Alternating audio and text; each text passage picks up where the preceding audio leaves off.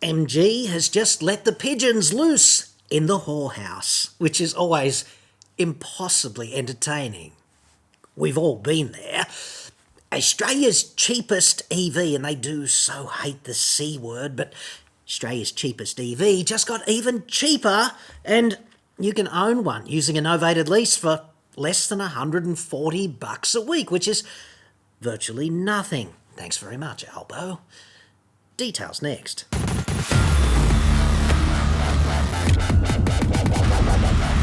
I'm John Cadogan from AutoExpert.com.au, and I get new cars. EVs, ICE cars, plug-in hybrids, like, dude, it's all a blur. Cheap! There's that word again. But Australia only. Website, card. Now, the MG4 is a really exciting car, at least it is to me, because bespoke platform, modular architecture, what's the price going to be, blah, blah, blah, just got even more exciting because they're going to release a base model called the MG4 Excite 51. The 51 stands for 51 kilowatt hour battery, which is the baby battery. The baby battery comes with the baby entry-level price, which is going to be like $38,990 plus on-road cost. This is trouser TP inspiring stuff if you're in the market for an EV but haven't been able to get over the hurdle of the somewhat extortionate price over an equivalent combustion car, right? So, pretty exciting thanks to the edgy price and the modular architecture, blah, blah, blah. The MG4 is therefore going to come in August with, count 'em, 3 different battery packs. There's going to be a 51 kilowatt hour baby battery, which is... Then there's going to be 64 and the long range version at 77.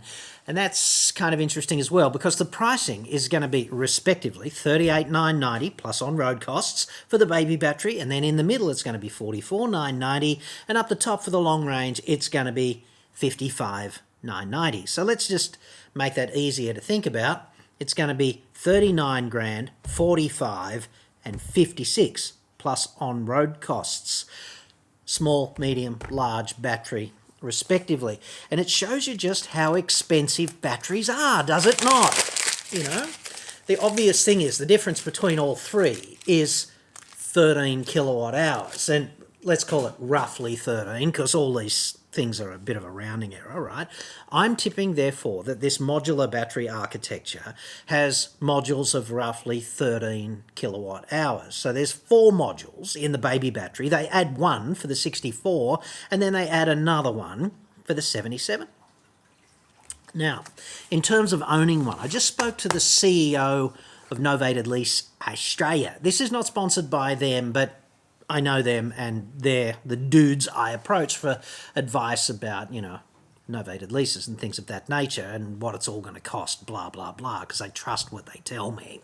And I'll put a link in the description and pinned to the comments below if you'd like to make some sort of greater inquiry, because there is no more cost-effective way for an ordinary person on a salary or wages to own an EV, thanks to federal government incentives. So anyway, Bevo from Novated Lease Australia says to me that you're essentially not going to pay any GST if you buy, if you lease an MG4 through a novated lease, right? Because that's just how this works. And the following estimate is for the baby battery MG4 Excite 51, right?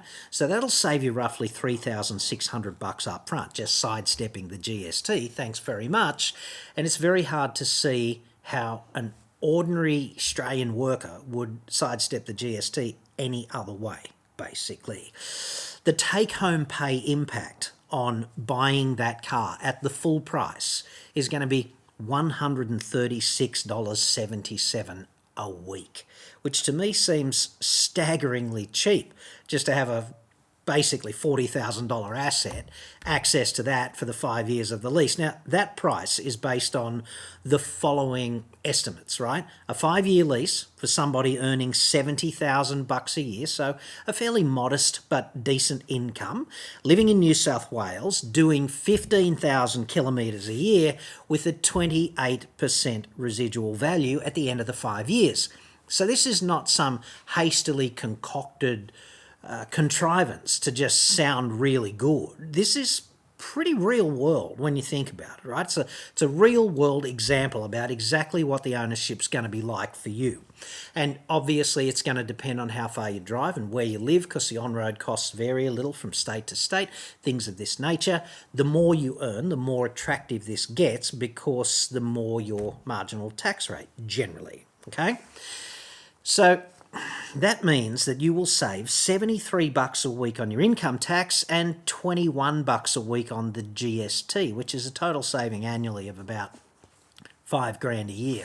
And thanks to the federal government incentives, you're not going to be liable for any FBT, I nearly said GST, any FBT whatsoever on that purchase, right? So that's important as well. That's essentially what the government has done to incentivise the purchase of EVs by ordinary Aussies, right? So there's no sting in the tail in terms of FBT, in other words, and you're well under the thresholds, right? You're under the threshold for the full GST exemption, and you're under the threshold for the full FBT exemption as well.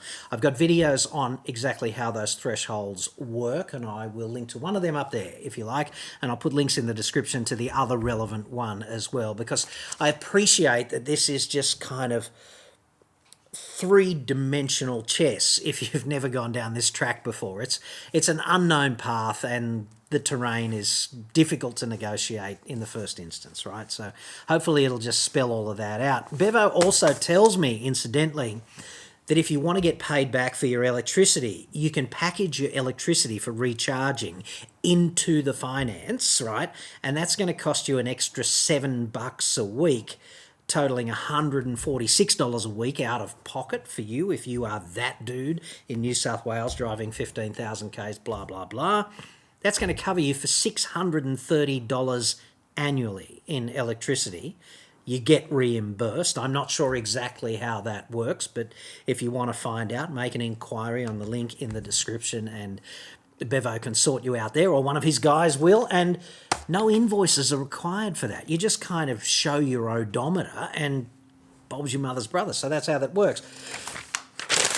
If you really are thinking about doing this, then it is the way to do it. I can't think of a more tax-effective or cost-effective way to own an EV since the government changed the goalposts, right? Moved them anyway. So MG4 51 Excite, right? Excite 51, whatever they call it. It's the closest EV in Australia when it's finally available here in August. It's going to be the closest thing to what we really need, which is plug-in poverty pack, right? All manufacturers at the moment are sort of hell-bent on making the big shitter EV statement. I'm looking at you, Hyundai and Kia with your Ioniq 5 and 6, and Kia with the EV6, and every Mercedes SUV that's been hastily modified for a battery powertrain. You know, like, the concept is big shitter, make a statement, right? What Aussies really need is the poverty plug-in EV, because that's the thing that's going to make a difference more than anything else, not just these huge EVs with massive price tags for the wealthy, right? Now, this vehicle, 51 kilowatt hours, how far does that take you? According to the official test, the WLTP test, 350 kilometres of range is what you're going to get. If you step up with one additional battery module and you go for the 64 kilowatt hour version, you get 450 Ks, so you get another 100 Ks of range.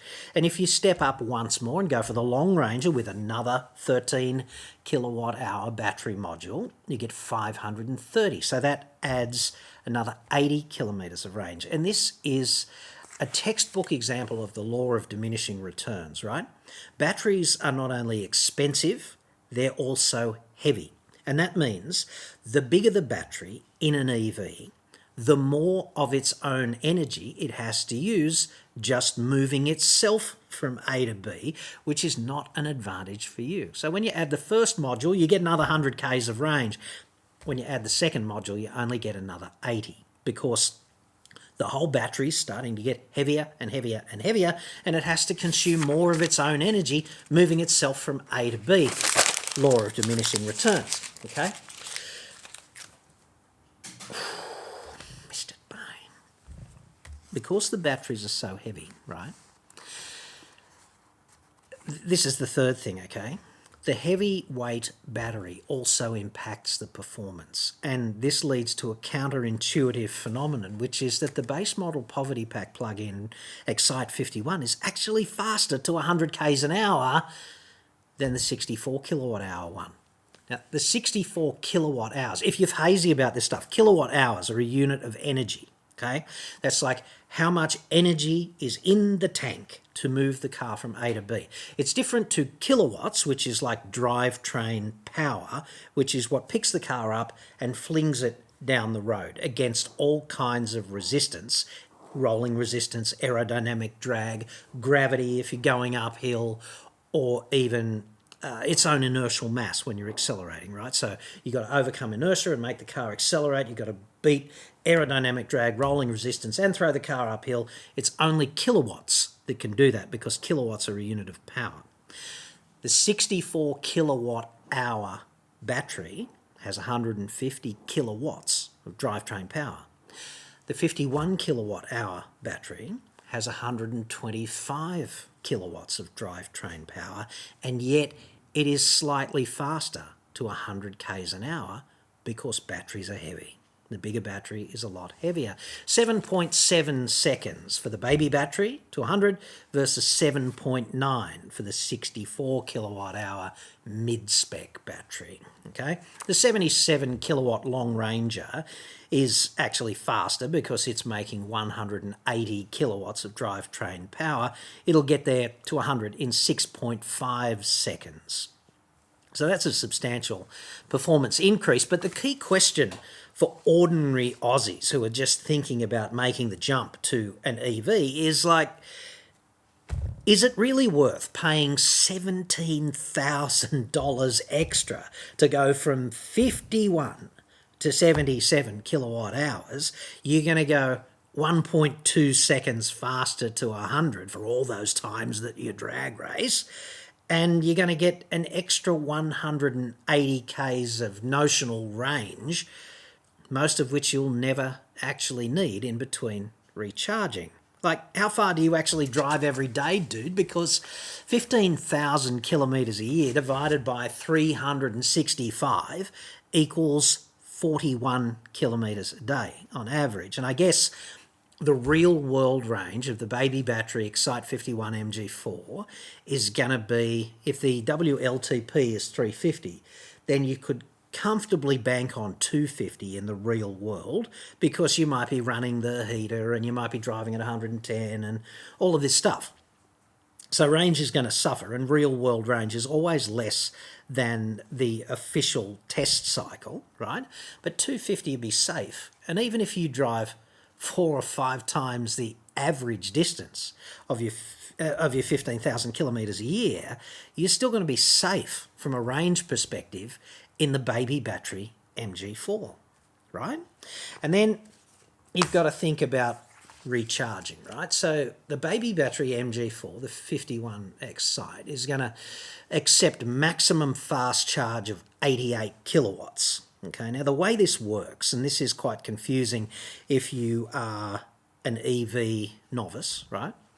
The way this works is that DC fast charging is a lot quicker than AC charging. So when you plug into a fast charger out somewhere on location, en route from A to B, you plug the big nozzle thing in, you're getting DC out of that.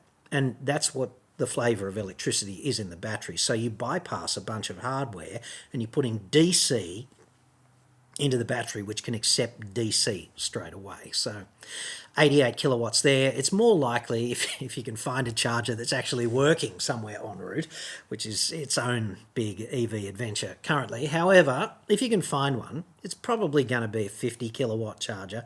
And that means if you're approaching dead flat, then you'll be there for about an hour at 50 kilowatts and you'll be well under the maximum charge capacity of the car. If you're going to use AC, like the wires in the street connected to your home, to charge up the MG4, then that's always a lot slower because the charge capacity is less. And that's because you've got your AC going into the car, but your car has to convert it to DC to pump it into the battery. And the charge capacity of that, like the capacity of conversion, is less because putting like a 50 kilowatt AC to DC converter in the car, that would be big and heavy and make a bunch of heat and all of those things you don't want in your car, right? So the charge capacity there for AC charging, like at-home charging, is 6.6 kilowatts. And having gone down this track myself and installed a basic AC charger just outside the garage door, it's this, okay? The wires in your street will probably deliver something like 100 amps of 230 volt electricity, single phase, to your house. Most houses are wired for single phase, okay? Some have three phase with big old style air conditioners, but mostly single phase. We'll get to three phase in a minute, okay? And once the wires get into the house though, they usually downgrade the whole thing to about 50 amps in total. And when you want to run a basic AC charger, they run, I've got one just up here, you can see the conduit just above the beam in the ceiling, right? It's got a 32 amp cable, which is a piece of cable about as thick as your thumb that goes straight from the meter box on its own breaker all the way down to an isolation switch and then into the charger. So it's taking roughly 60% of the electricity, potentially, that you can use in total in your house at any one time, which is why it's always a good idea to charge up in the dead of night if possible, because fewer appliances will be running, you know. Because if you charge your EV in the middle of the day on a 32 amp cable using the electricity supply from the street, then it's going to be 25, 30 amps, something like that. And then if you run the washing machine and a couple of air conditioners and the jug, like the electric kettle, then you're going to be really close to maxing out the whole system. Okay, you've got to be a bit careful about that total electricity usage, but 32 amps times 230 volts equals 7.4 kilowatts of supply to the charger just out there. And the car itself, the MG4, will accept 6.6, which means that if you come home almost flat with a little bit of a safety margin, you'll be sleeping on it, and 8 hours later the battery will be fully topped up. So out on location, if you find a 50 kilowatt fast charger, it's going to take you about an hour and you'll be essentially good to go again with an absolutely full tank, whereas at home it's going to be overnight and good to go. And P.S., my experience of living with an EV for a year was that I hardly ever came home dead empty. Charging was usually a couple of hours, a few hours, maybe 3 or 4, depending on how many days it had been between the times at which I'd bothered to plug in. So it's really not that much of an issue. If you buy the Long Ranger, this is interesting because then it will actually accept 3-phase AC charging. Now, 3-phase is a bit complex, but it's really just 3 lots of single-phase electricity slightly out of phase with each other, and they add up to 415 volts, and the total theoretical supply is about 22 kilowatts, right? Because it's 3 lots of about 7.4. So the thing with the cars, most of the EVs that will accept 3-phase charging, is that they'll only accept about 11 kilowatts, and certainly the long-range MG4 is exactly like that. And that means that with 77 kilowatts at 11 kilowatts worth of 3-phase charging, it's still going to be 7 or 8 hours overnight, and you'll be good to go again in the morning. So these systems seem to me to be pretty well thought out, like a fast charge in about an hour if you need to get from, I don't know, Sydney to Canberra, and you didn't leave with a full tank of electrons or whatever, then that's not going to be too onerous, because if you stop for 30 minutes for a burger and a coffee and you walk up and down the street a little bit to get the blood flowing again, then that's about how long it's going to take. Whereas at home, most people have their heads sort of horizontal with the rest of them for 7 or 8 hours, and then you'll be good to go again like that. So that's going to work okay. At least it did for me for about a year of using Kona electric, right, with a 64 kilowatt hour battery. So not dissimilar to this whole MG4 proposition from a recharging point of view. Now, this car, the MG4, across the range, including baby battery MG4, has a tow capacity officially of 500 kilograms. So, box trailer to the tip occasionally.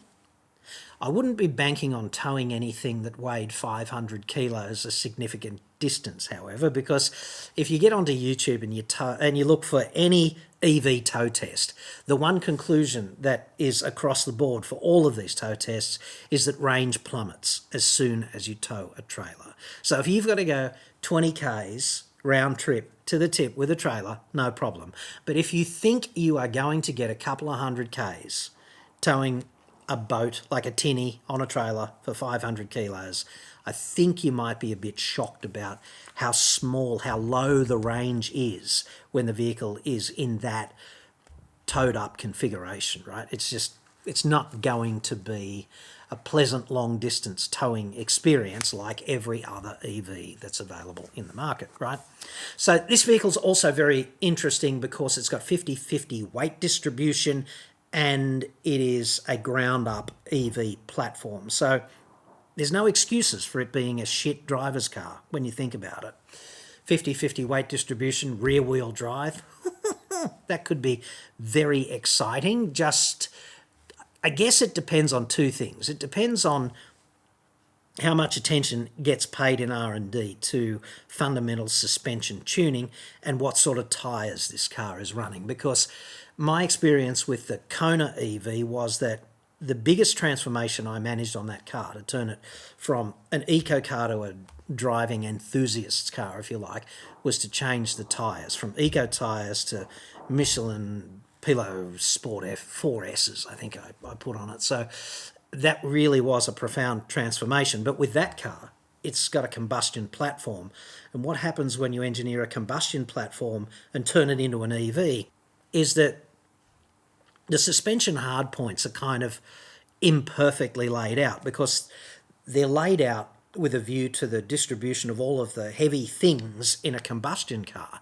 And then when you turn it into an EV, you change the mass distribution. You put a big heavy battery really low down. So you make it heavier, but you also change the relationship between the centre of mass and the centre of roll. And what that leads to is a phenomenon called modal separation, and it basically means that when you've got the EV version of a combustion platform and you optimize the vertical travel, control of the vertical travel of the suspension as you go over bumps and humps and things like that, then you're kind of de-optimizing the roll performance. So you either get really floppy sort of ride and decent roll performance, or you get really stiff roll performance and terrible ride. You know what I mean? Like it's just something that can't be changed without re-engineering the suspension hardpoints, which is prohibitively expensive if you've already engineered the platform.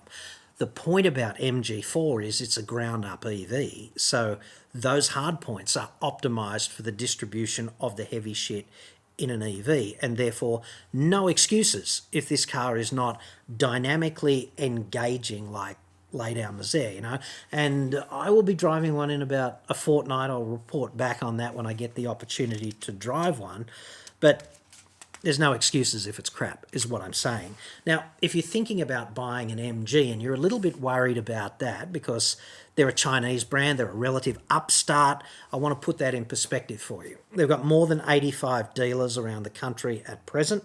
They went from nowhere to a top 10 car maker by sales, and they sold roughly 50,000 cars last year, which was an increase, incredibly enough, of more than 10,000 cars in the year before, 2021. So about 40,000 cars in 2021, about 50,000 cars last year. I haven't checked whether they're on track for a similar profound increase this year, but they're up there. It puts them ahead of notable brands that I would avoid, such as Nissan and Volkswagen. That's where they are at the moment. In terms of customer support, there's a 7-year warranty, so that tells me something about how they're contextualizing the brand. And the one occasion where I've had somebody reach out to me and say, I'm having a real problem with this car. I reached out to them, I know a senior executive there, and they jumped on it. And they did everything they could to turn that particular frown upside down. So I would suggest it's all looking pretty good for MG from an ownership experience point of view from now into the future, because good warranty, and they seem to have a pretty solid commitment to customer support. So that's always good. Just to prove to you, though, that this is not just a suck fest, which I would hate. I'd suggest that CEOs love to get their beaks in front of various issues and start to vomit various words when they think there's something worthwhile to say. And the CEO of MG in Shitsville is no exception there. P. Chow, he said, quote, Australians, he didn't say it like that, but Australians are doing it tough amid cost of living pressures. I know they are feeling those rising pressures at supermarkets when they're buying fuel and when they're paying their energy bills. He went on. Like I did when I launched the ZS EV, and as MG has done with our other models, we are creating affordable and accessible cars, and the MG4 is helping Aussies get into an electric vehicle sooner than later. He went on and said, there is no doubt that the cost of living is the number one issue right now for Australians, although he didn't say it like that, and we're trying our best to help by making EV affordable with the release of MG4 at under $38,990 Australian dollars plus on-road costs. Now see, in this position, the unspoken rule for the journalist who wants to toe the line is just to regurgitate this crap without commentary. I don't feel motivated to do that. In fact, I'd suggest, respectfully, that there's a real story here, like a real newsworthy, reportable story with the MG4 Excite 51 at under $40,000 drive away. That is the trouser TP inducer from hell. At least it is where I'm sitting, okay? It's actually a substantial barbed wire enema to other car makers when you think about it, isn't it? And there's nothing a car maker likes more than to put on the latex glove and not offer any lubricant, right, in that situation. And this is exactly what they've got here. So there's no need to sully the message with some disingenuous grab for the virtue points on the freaking cost of living. And I'd suggest that helping battlers, like, please, right? If you're a battler, if you're actually doing it tough on the cost of the mortgage, the groceries, the rent, the petrol, the tolls, whatever, you're not in the market for a new car. Not any new car. You're not even in the market to upgrade your shitbox old used car to a better shitbox old used car, are you? Because you're battling. It's hard to make ends meet. That's the person who is impacted by cost of living pressure in Australia, I'd suggest. Spending 40 grand to start saving money on fuel. That's a plan, I suppose. But meanwhile, back on Earth, if you're actually having trouble affording the groceries or something, a new low entry price for an EV, it's really not going to help, is it? Like, it's just not. Yo, battler, buy this EV and everything will be okay. I'm not seeing that working out as a financial plan in the domain of battling. I'm not. The flip side of this, of course, is that if you can afford a new car, you can absolutely afford the groceries, the fuel, the mortgage, the dinner out, everything else, right? Because you are a fairly affluent dude or dudette, and a new car just happens to be the ultimate discretionary consumer purchase, does it not? The car itself, however, it's a dead set winner. I can't wait until the MG4 gets here, especially the baby batteried Excite 51, because it is the closest thing to my vision of electric utopia. I have a vision for electric utopia. It's just not the zealot vision. It really isn't. I want an EV that takes fuck all time to charge, and it offers, like, I don't know, 160, maybe as much as 200 k's of range.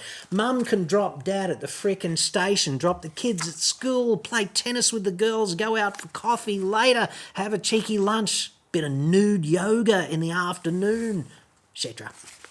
Perfect. We've all seen that movie, dude. I know I have several times. Nude yoga. It's impossibly healthy. Everyone should do it. Well, not everyone. I was actually talking to Satan the other day in our regular fortnightly Zoom catch-up about nude yoga. They do it in hell. Nude yoga, imagine that, once a week for eternity on a Friday morning. Not quite as you might have imagined, however. According to old Nick, right, nude yoga in hell is all just former cabinet ministers and car company CEOs and you, okay? That's how it rolls. It's like Alexander Downer and Kim Beazley together with Martin Winterkorn, Carlos Ghosn, for example, Amanda Vanstone, imagine that. Winston Churchill might drop by, cheekily enough, perhaps with Idi Amin. And there's you, downward dog for eternity, every Friday morning, once a week. Count on it. You're stuck right up the back. Everyone had chicken vindaloo for dinner, because it's what they serve in hell. Go figure. Oh, given the climate, nasty business. There's no zero emissions policy in hell, just saying. So this is why you should make every day count. And if you're sitting on the fence and you want an EV, now is the time to jump, I'd suggest, because they've never been more affordable. You've got the coincident federal government incentives, low price of the MG4 Excite 51, right? Very exciting time to be in the market for an EV, provided you've got viable charging solution and you can fit it into your life. At $139 a week, it's pretty much the perfect second car, because in my vision of electric utopia, there's a vehicle like, it's not even an MG4 Excite 51, it's an MG4 Excite 31. It's only got like 200 kilometres of range, and that way you can have your diesel dual cab ute in your 2 parking spots, and it can just sit around and be ready for work or play, but the daily mundane running around can be an EV that costs you $30-something thousand, $120-something a week to run, like out of your pocket if you're an employee. Ladies and gentlemen, that's the way to cut emissions in our cities, and have your frickin' cake and eat it too, because when you want to go adventuring or you want to go camping with the family, you leave Poverty Pack EV at home. No nude yoga in the family weekend away, I hope. And then you just go out in your diesel dual cab. It's the perfect solution, and you don't have to end the weekend in the manner of a Scott Morrison press release, do you? So anyway, under $140 a week, it really is a no-brainer if you can fit it in. So I'd say MG4 Excite 51, well done MG, love your work. Leave the virtue signalling behind. No need to talk about cost of living pressures. They don't apply to new car purchases. Just keep telling us how frickin' fantastic the car is, and I'll get back to you when I've actually driven one, but right now, it's looking good, huh?